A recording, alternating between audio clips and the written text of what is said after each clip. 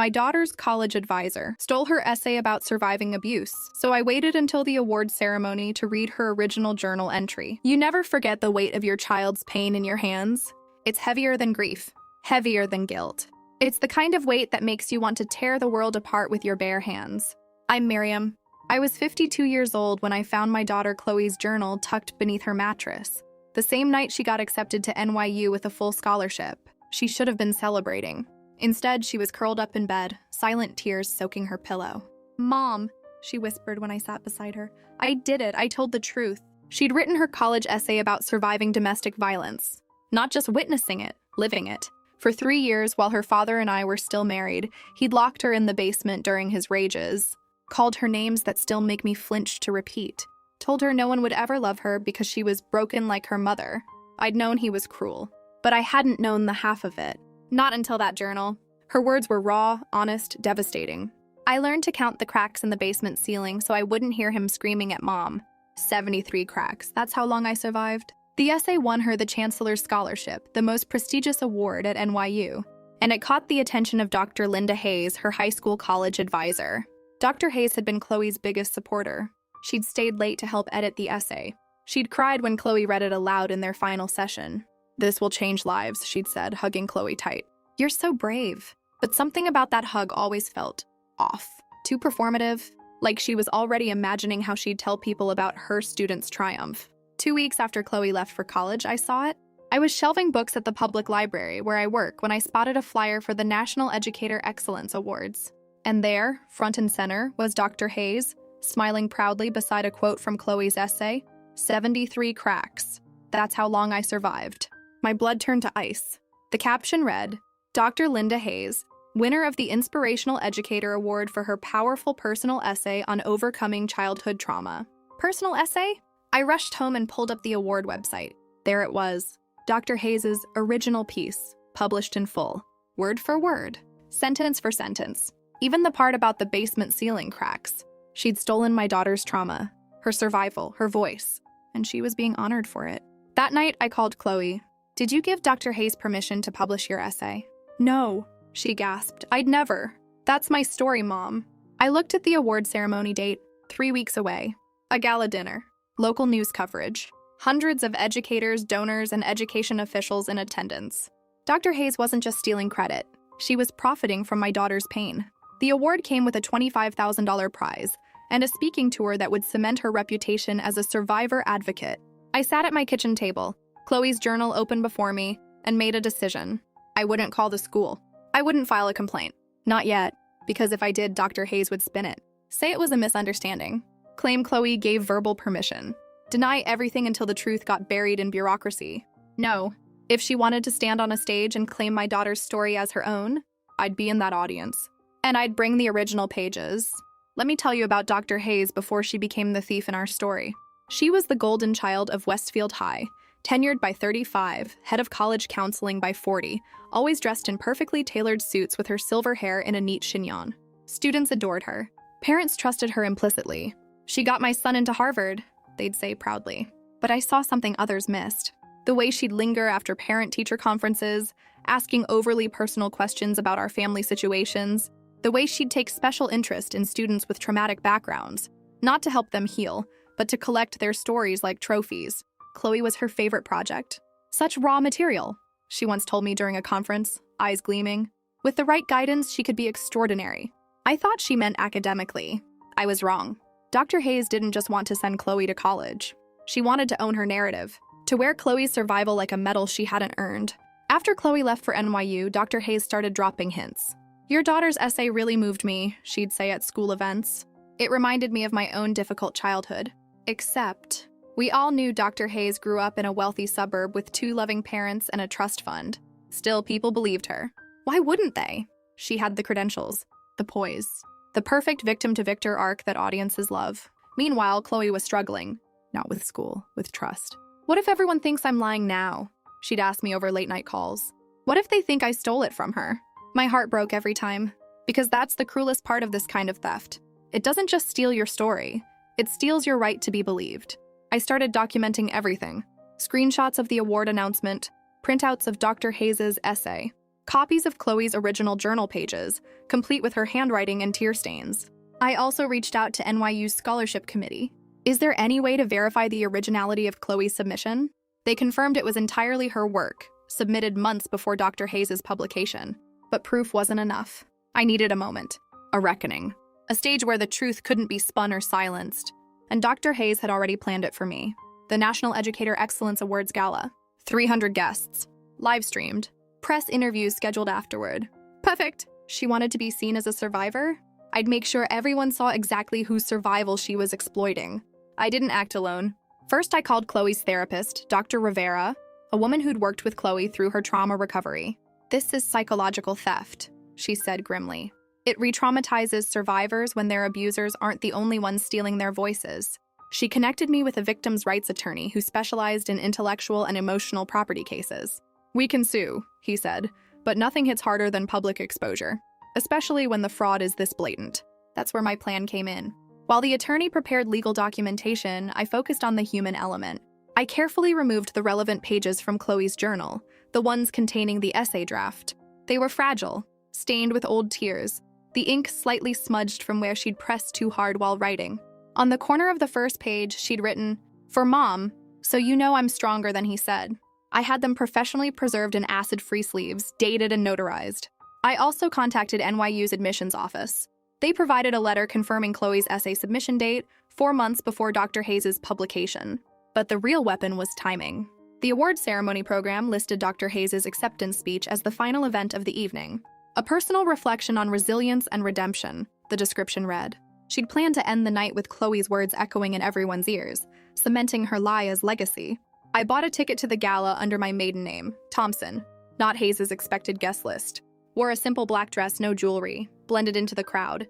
As I took my seat in the ballroom, I watched Dr. Hayes glide across the stage during the introductions, smiling graciously at applause.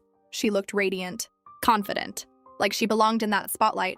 If only she knew the truth was sitting 3 rows back, clutching her daughter's original pages. During dinner, I listened as guests gushed about her courage. "Imagine surviving that kind of abuse and becoming such a pillar of strength," one woman sighed. I kept my head down, my hand steady, my resolve unshaken. Because soon they'd all know the real pillar of strength wasn't on that stage.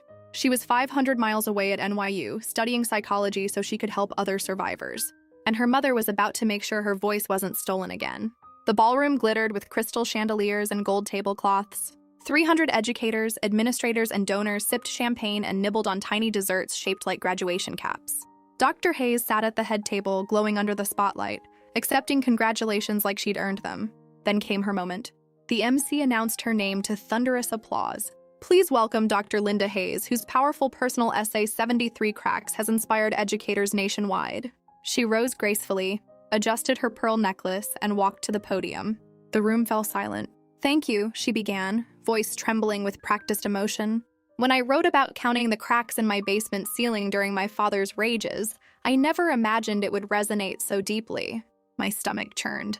She'd even copied Chloe's delivery. The slight pause before 73, the way her voice cracked on survived. She was good. Scarily good. But she wasn't real. As she reached the climax of the speech, "That's how long I survived," I stood. Not dramatically. Just rose slowly from my chair and walked toward the front of the room. Gasps rippled through the crowd. Cameras turned toward me. Dr. Hayes faltered mid-sentence. "Can I help you, ma'am?" I stopped 10 feet from the stage, held up Chloe's journal pages so everyone could see the handwritten text. "This isn't your story, Linda," I said clearly. "It belongs to my daughter, Chloe. She wrote it when she was 17, after surviving 3 years of abuse in that basement. You stole her trauma to win an award." The room went dead silent. Dr. Hayes' face drained of color. I don't know what you're talking about. This is my personal experience." "Then explain why NYU has her original submission dated January 15th, I said, pulling out the university's confirmation letter. "Or why this journal entry is dated November 3rd, before you ever claimed to have written anything." I stepped closer. "My daughter counted those cracks because her father locked her in that basement while he screamed at me. She wrote this essay to prove she was more than what he called her. And you took it. You took her survival and wore it like a costume." Tears streamed down my face now, but my voice stayed strong. "You didn't survive anything, Linda. You just saw a vulnerable girl's pain and decided it would look good on your resume." The MC rushed forward. Ma'am, please, this is highly inappropriate.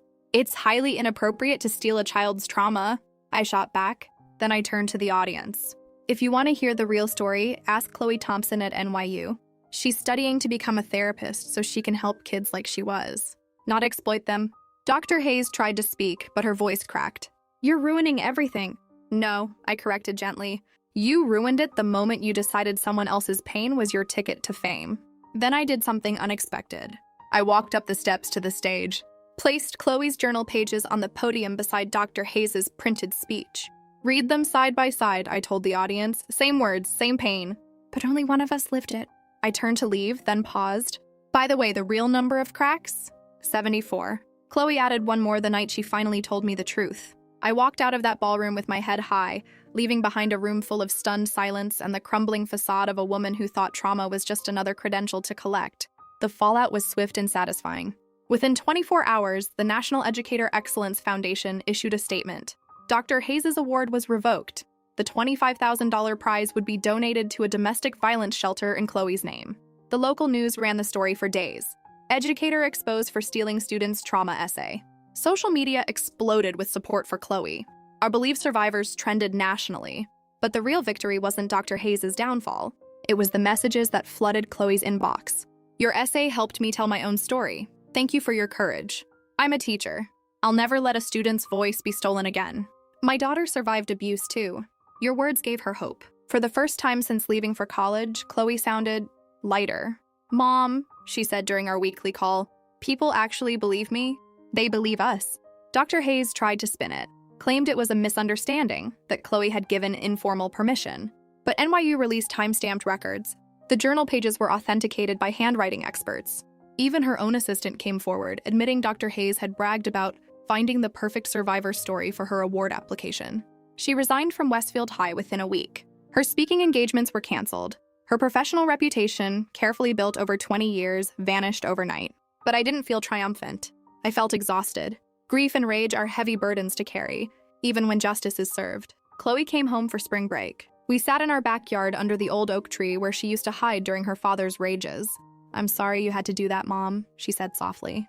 Face all those people. You shouldn't have had to write that essay alone, I replied. I should have protected you better back then. She shook her head. You protect me every day.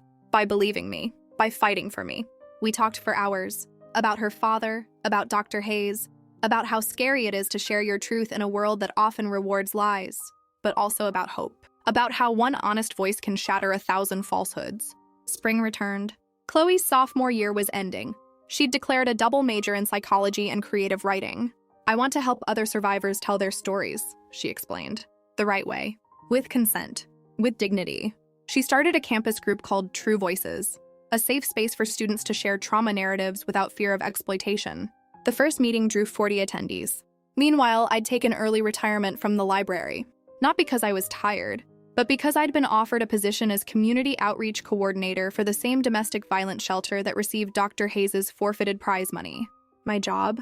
Teaching workshops on ethical storytelling, helping survivors understand their rights, ensuring no educator ever steals a student's pain again.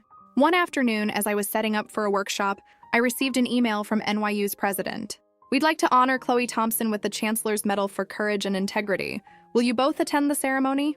The irony wasn't lost on me. The same award that started this nightmare would now celebrate its resolution. At the ceremony, Chloe stood before hundreds of students and faculty, her voice steady as she accepted the medal. My story isn't special because of the pain, she said. It's special because I refuse to let anyone else define it. Afterward, a young woman approached us, tears in her eyes. Your mom's speech at that gala? It gave me the courage to report my professor. He was using my immigration story in his research without permission. Chloe hugged her. Your story belongs to you. Always. As we walked back to our car, I slipped my arm through Chloe's. Proud of you, baby. She smiled. Proud of us. Because that's what this was. Not just my fight. Not just her survival, ours. Together. Later that night, I reread her journal entry, the one about the basement cracks. But this time, I noticed something I'd missed before. At the very bottom of the last page, in tiny script, she'd written, Mom found me. That's how I really survived. I closed the journal and held it to my chest. Dr. Hayes had stolen words, but she could never steal this truth. My daughter was safe. Her voice was hers. And our story? It was finally whole.